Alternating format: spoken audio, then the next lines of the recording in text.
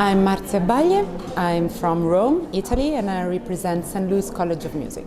Well, St. Louis College of Music is a unique and particular music institute based in Rome, as I said, because we focus on the music of nowadays, modern music, so no classical tuition, but everything that is required by the music industries these days. Mostly we notice that music students need a professionalization, so we try to turn the passion of the students into a profession where they are ready for the market industry. For the past 10 years we have been developing a lot the international recruiting of students. So what we do to cherish them is, first of all, don't consider the nationality, if not in an added value.